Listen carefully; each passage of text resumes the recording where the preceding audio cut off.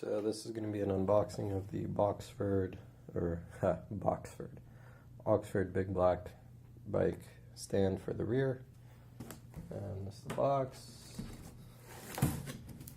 Yeah, this is what it looks like. It now comes with, I don't know if you can see that, but it now comes with the forks for spools if you have spools, or you can use the standard rail frame holders things. What else? There's some fitment instructions for bobbins, depending on what kind of motorcycle you have.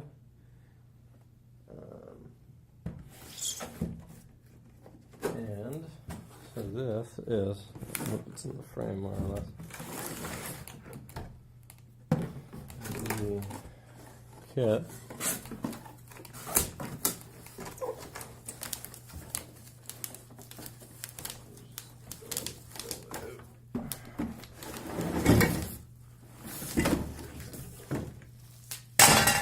Whoop.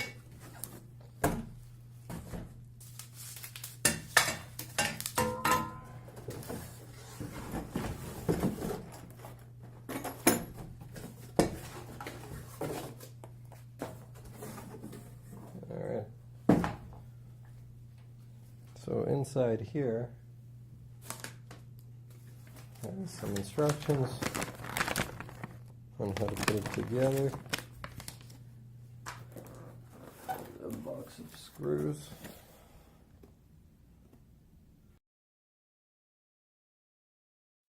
So inside the box you'll find the the frame rail holders and the spool adapters, depending on what kind of motorcycle you have.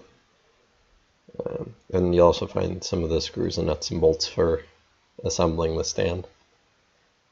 And yeah, these are all the things that come inside, and I'll go through the assembly as soon as I readjust the camera here a little bit.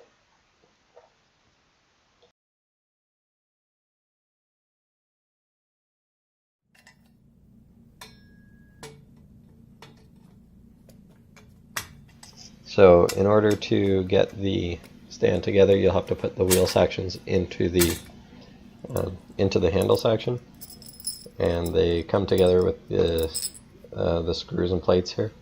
So you'll want to put the screw in from the side facing inward.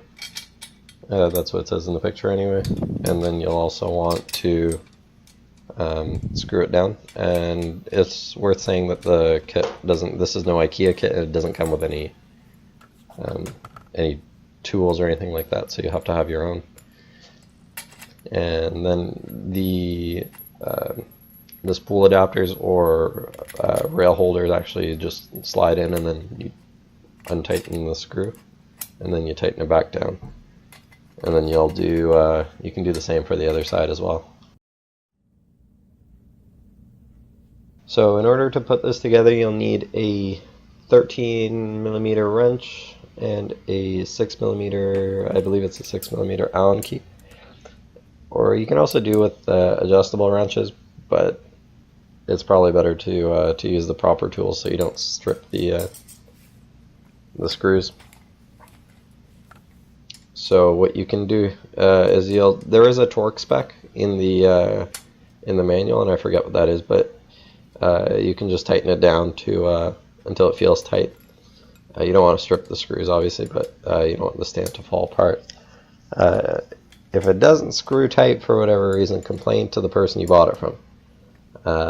Which brings me to where I got it from. I got it from the Toronto Motorcycle Show for about $60. They had it on sale, plus tax and whatnot. They also have the front one, if that's something you're interested in. But I only needed the back for myself. So now we can actually test out the stand on my 2015 Honda CB300F. I bought the bike when it was new, and I really like it a lot, in case anybody's wondering. A great beginner bike, so can highly recommend it. I'm just going to try and set up the stand off camera here so I don't embarrass myself. And then I'll cut to the bike standing up magically. So I've got the motorcycle up on the stand, and I'm going to put it down and then put it back up so you can see what I did. So to put it down, you just pull the handle back up, and you want to take the time to align the frame rail holders to the frame. You can adjust them to the width that you need. And then in order to lift the bike, you'll just make it upright as much as you can, vertical, and then just push the handle down and the wheels will do the work and just lift the bike up for you. And that's all you'll have to do to get it up standing.